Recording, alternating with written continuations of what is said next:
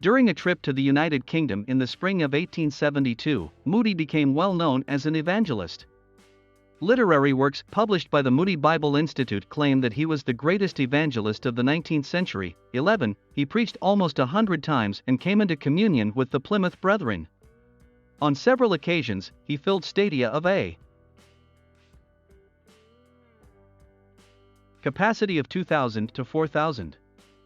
According to his memoir, in the Botanic Gardens Palace, he attracted an audience estimated at between 15,000 and 30,000. 12. That turnout continued throughout 1874 and 1875, with crowds of thousands at all of his meetings.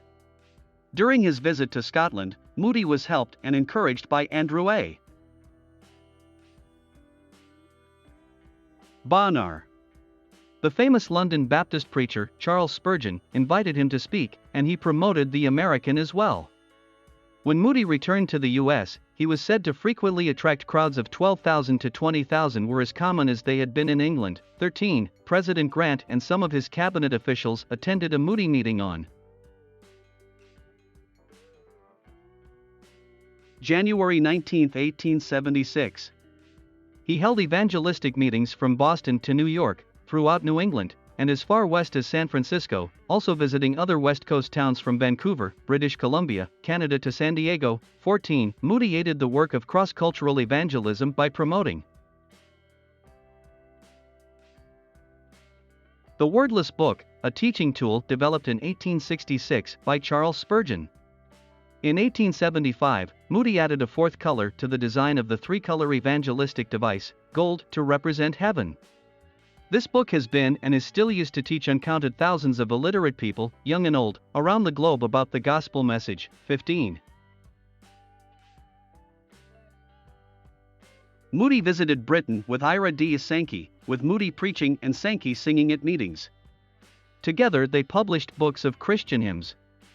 In 1883 they visited Edinburgh and raised £10,000 for the building of a new home for the Caribers Close Mission. Moody later preached at the laying of the foundation stone for what is now called the Caribers Christian Center, one of the few buildings on the Royal Mile which continues to be used for its original purpose. 13. Moody greatly influenced the cause of cross-cultural Christian missions after he met Hudson Taylor, a pioneer missionary to China. He actively supported the China Inland Mission and encouraged many of his congregation to volunteer for service overseas. 16. His influence was felt among Swedes. Being of English heritage, never visiting Sweden or any other Scandinavian country, and never speaking a word of Swedish, nonetheless, he became a hero revivalist among Swedish mission friends, Missionsvänner, in Sweden and America. 17. News of Moody's large revival campaigns in Great Britain from 1873 through 1875 traveled quickly to Sweden, making Mr. Moody a household name in homes of many mission friends. Moody's sermons published in Sweden were distributed in books, newspapers, and colporteur tracts, and they led to the spread of Sweden's Moody fever from 1875 through 1880. 18.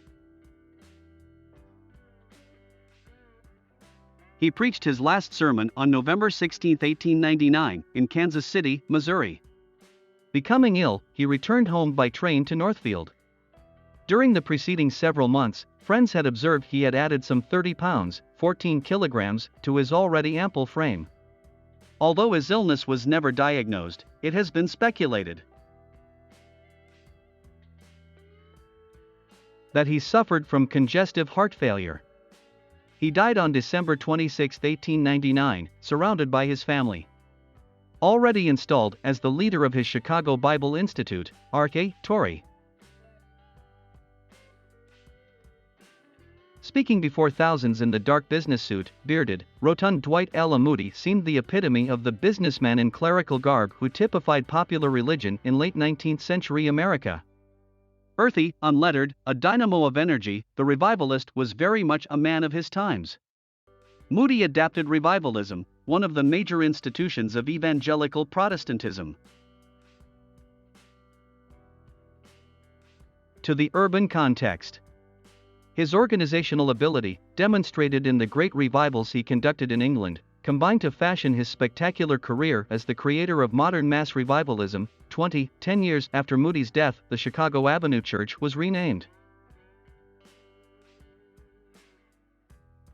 the Moody Church in his honor, and the Chicago Bible Institute has likewise renamed the Moody Bible Institute. 21. During World War II, the Liberty ship SS Dwight Lyman Moody was built in Panama City, Florida, and named in his honor. 22. William Phillips Hall, a close friend that was influenced to become an evangelist and lay preacher, Horatio Spafford, a friend of Moody who wrote the words to the hymn "It Is Well With My Soul," Northfield Mount Hermon School.